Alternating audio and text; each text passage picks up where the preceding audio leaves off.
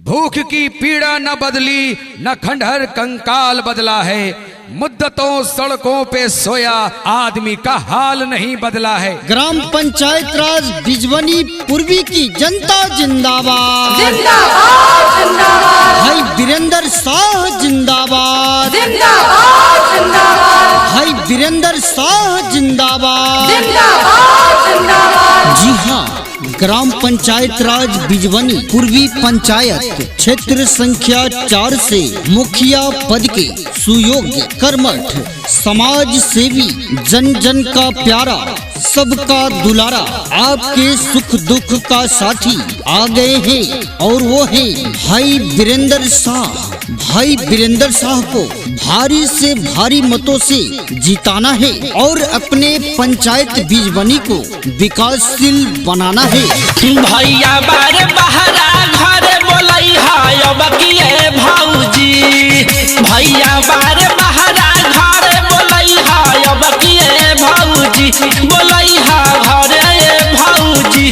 वीरेंद्र भैया के मुखिया, वीरेंद्र भैया के मुखिया, वीरेंद्र भैया के मुखिया अब किर बनावे के बाटे भौजी।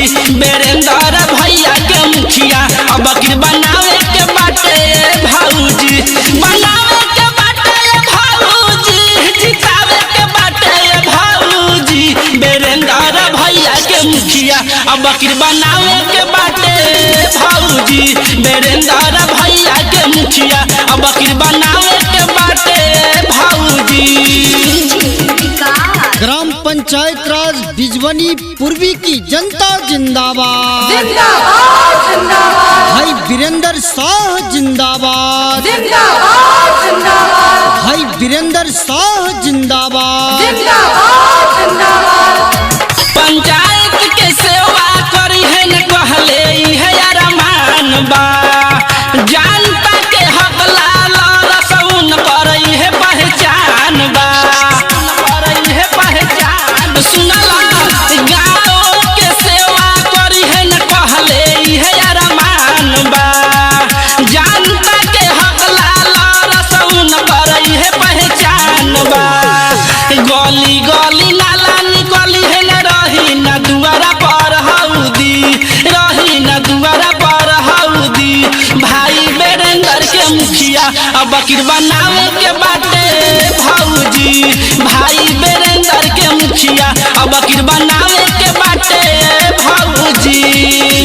ग्राम पंचायत राज बिजवनी पूर्वी की जनता जिंदाबाद, जिंदाबाद जिंदाबाद। भाई वीरेंद्र शाह जिंदाबाद, जिंदाबाद जिंदाबाद। भाई वीरेंद्र शाह जिंदाबाद। जिंदाबाद जिंदाबाद। जी हाँ, ग्राम पंचायत राज बिजवनी पूर्वी पंचायत क्षेत्र संख्या 4 से मुखिया पद के सुयोग्य कर्मठ समाज सेवी जन जन का प्यारा सबका दुलारा आपके सुख दुख का साथी आ गए हैं और वो है भाई वीरेंद्र शाह।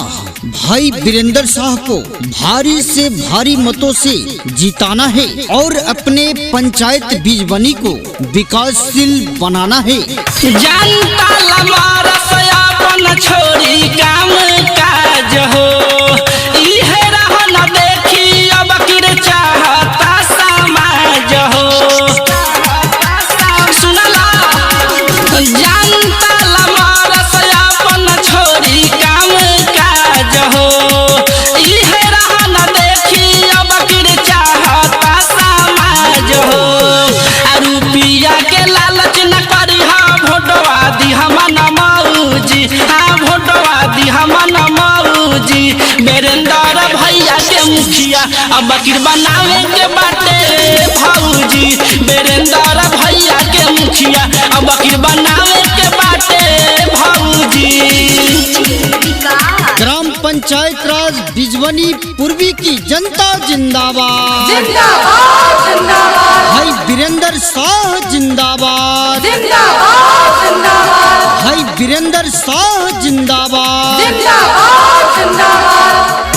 रवि कहतावे विरोधियन के होता माथा सुन हो, बहुत लोग के जान बचावल है दे के अपन खून हो।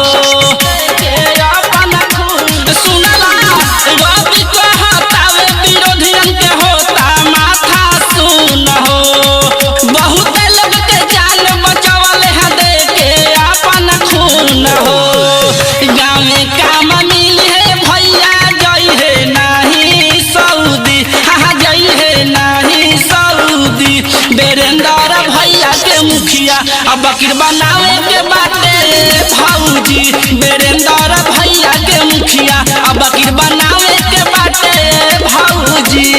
प्रचार प्रसार कैसेट बनवाने के लिए संपर्क करें KCP म्यूजिक बिसरहिया चौक ढाका।